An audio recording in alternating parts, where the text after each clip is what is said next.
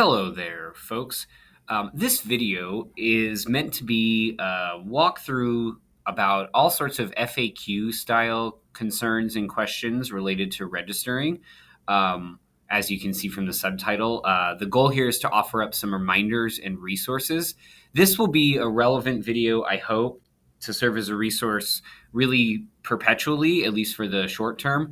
You'll see at the very end that there's a couple of things about our timeline for registration that are very particular to in fall 2025 registering for spring 2026 and summer 2026. So if you are looking at this in the future and not in fall 2025, you can ignore that part, maybe. I will hope to update this video when it becomes meaningful to do so related to some of these things.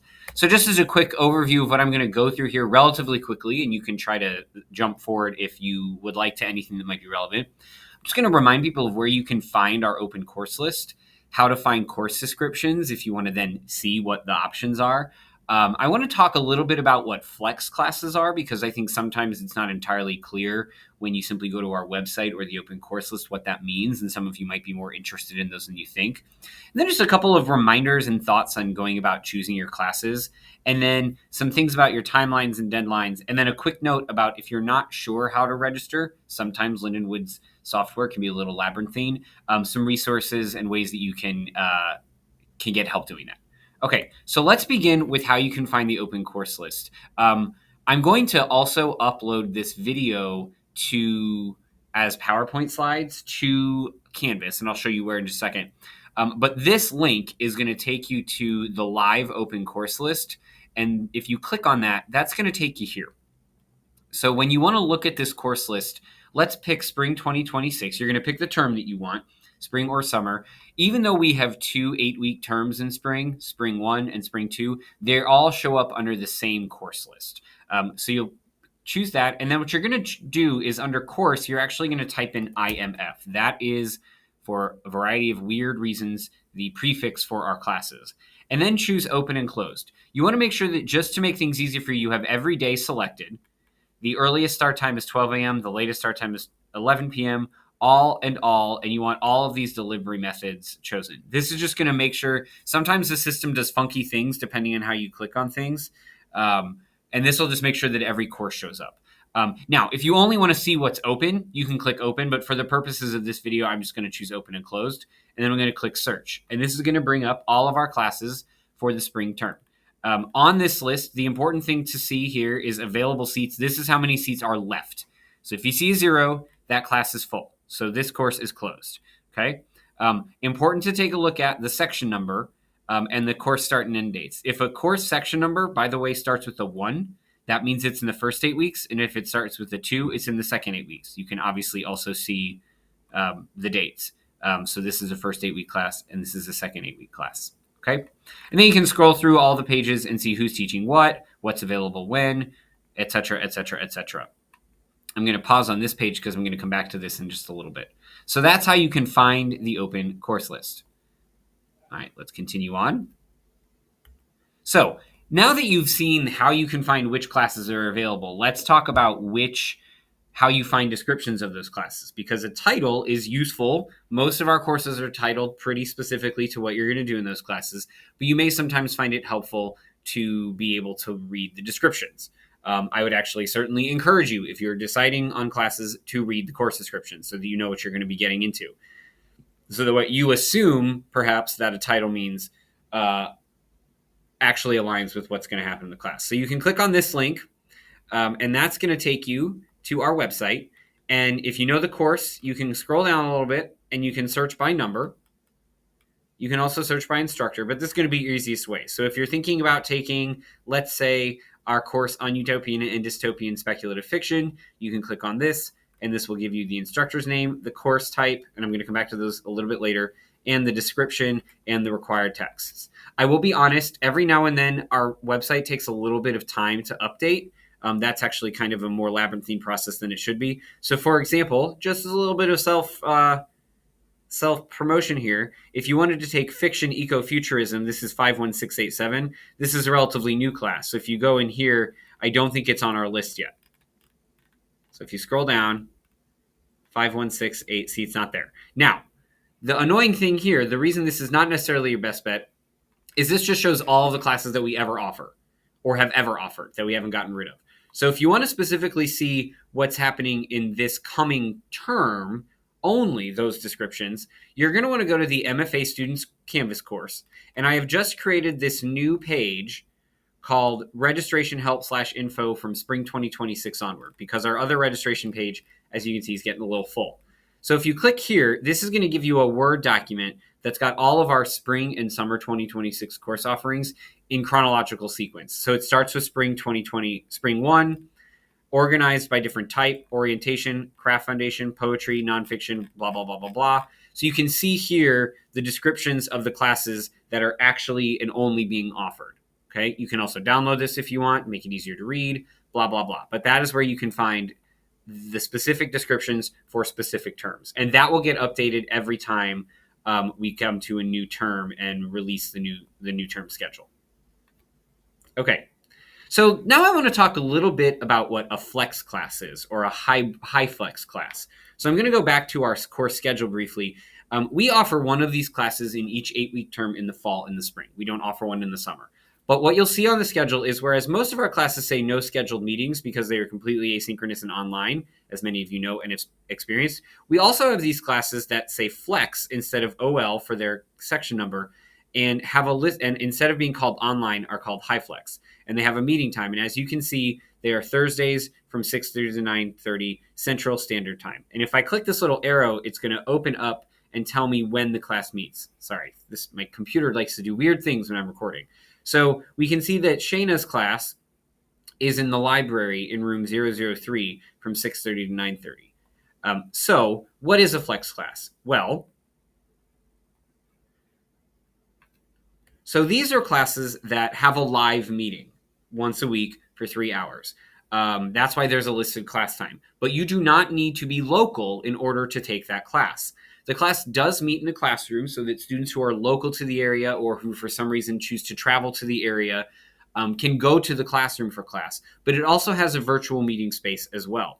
So what tends to happen is students that are meeting in the classroom bring their laptops and sign into the virtual classroom, which is Microsoft Teams, so that everyone's going to feel involved. So if you are not local and you decide to take one of these classes, you're not going to be sitting there kind of off to the side while the instructor talks to the people that are live in person. Everyone usually sits in a circle, gets their computers out, and kind of communes through that modality. And it is also okay if you know in advance that there's going to be a week, maybe even 2, that you will have to miss. You know, let's say there is some kind of preset travel you've got, or some appointment or something like that that would make you miss the live session for a week. That's okay. Your instructor is going to work with you on what it is that you would need to do to stay caught up and fully engaged in that class. Also, in theory, you can complete those courses completely asynchronously because the class meeting will get recorded, and there is usually a discussion board, much lighter than in our asynchronous classes, and other stuff that you do online as part of that course. So you can still register for those courses if the topic really interests you, but you can't really do the 6:30 to 9:30. I don't necessarily highly recommend it, but if you are really passionate about the subject, you can make that work with your instructor. Okay? If you have questions about the flex classes, you can email me, or you can get in touch with Shayna Youngdahl, because she teaches one of those every semester. So either in the first or second 8 weeks of the term, not both. At syoungdahl@lindenwood.edu for more questions if you have them. Okay, so just a few things as you're thinking about your courses. I'm going to go through this fairly quickly. So just first, I just want to go over the degree requirements that most of us all know. Everyone has to take 50,000 Lindenways at some point, as well as one foundations course, and this is a list of the 4 of those. If you are doing an emphasis area, you need to take the foundations course in that area. So if you're doing fiction, you need to take 51671. If you're not taking an emphasis area, you can take whatever you like, and then everybody gets to take 4 elective courses. So really, if you're choosing to not do an emphasis area, you just take whatever 12 classes you want. If you're doing an emphasis area, you take 8 within your emphasis. Right now, the other requirement is that you take IMF 65001 and IMF 65002. Those are the thesis courses. And I'm just going to come back to these really briefly to share something about those. What you'll see on the list is that there's always multiple instructors. You need to make sure you register for the 2 sections that are taught by the same person.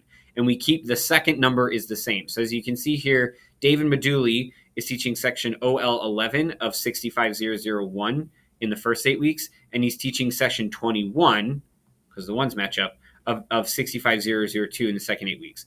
So you just want to make sure that you're taking it with the same person. You do need to take those consecutively in the same semester because these folks change. So if you take MFA Thesis 1, let's say, with Nicole McInnes in the first 8 weeks of this spring term, but then don't sign up for the second 8-week session, you've got no guarantee that you're going to be able to take it with her in the second 8 weeks or in a later term, and that's going to kind of screw up your experience. So you need to take those classes all at the same time.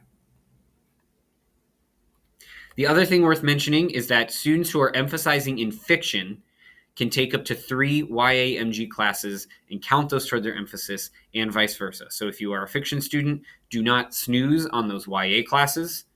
And if you're a YA student, you can obviously take some fiction courses in order to fulfill your requirements. Okay? Starting in fall of 2026, so not yet, but soon, we will have courses in what we're calling our multi-genre catalog, and you will be allowed, starting then, to take 2 of those courses and count them toward any emphasis. Okay? There will be more on that in the future. Okay, timelines and deadlines. Oh, one other thing I want to say about choosing courses. If you look at your course schedule, you're going to see that various courses have different letters at the end. So W stands for workshop, L stands for literature, and LW stands for literature and workshop. If you're not sure what those distinctions mean, and you go to the MFA in Writing Curriculum page, you'll get descriptions of what you can expect in taking those different kinds of classes. So if you're more interested in workshopping, you might end up looking at these W classes. If you're more interested in courses that have more chatting about literature, you might choose those. So just be aware of that. Oh, hey, here it is. So just make sure that you think about those. And then our 60,000 level courses are our publishing and industry classes. Okay. So I do strongly recommend, we're almost at the end here, I promise. I do strongly recommend that once you know that you are going to take classes in a given term, that you register as soon as possible. So one thing I didn't put on here is that once a class is full, we generally don't let extra students in. If you make a request to an instructor, they may let you in if you're the first one to ask, but once there's usually one additional student, we say no to all the rest. Part of that is not because we want to make your lives difficult or enjoy saying no to you, but it's because we don't want administration looking at those numbers and feeling like they can increase our caps. And because the larger the class, the less particularized feedback and instruction you will get. On the flip side, classes that are too small may get canceled. This year, this is what I was talking about at the beginning of the video, stuff that's specific to Spring 26. Those decisions are going to essentially be made by around December 15th. So if you know you're planning on taking classes, please register for those as soon as you can. Because if a class is too small by December 15th, there's a good chance it's going to get canceled and students will have to choose other classes. If your classes are canceled, you will be notified via email by me as well as through Canvas to make sure that we get you that information so you can choose other courses. We'll often recommend other classes, but we won't necessarily usually move you into a new class against your will. Sometimes we do that movement for strategic purposes, but we'll let you know, and you can obviously change that if you wish. And then the last thing is if you're not sure how to register, especially if you're new, our registration process can be a little labyrinthine. You can click on this link here, and that is going to take you to this video. The reason I can't walk you through this is because you have to end up in the student portal about halfway through this list of how-tos. I would not be able to do it, but this will show you exactly what to do. One important thing to know is there are a couple of different buttons you're going to have to push. Pushing plus on a course does not get you registered for it. You have to click the register drop as well once your class has been selected. Some people only go one step when they need to go 2. Okay, so follow through that if you're not sure how to get yourself registered. As always, of course, you are welcome to drop me an email, contact your professional advisor with any questions that you might still have about registration. Okay, we want to make sure that this process is easy for you, that you get to choose courses that really matter to you, and that we can make sure that we get as many courses running by getting as many people registered as we can that are in the program. Thanks for taking the time to watch. And again, if you have questions, please don't hesitate to let me know.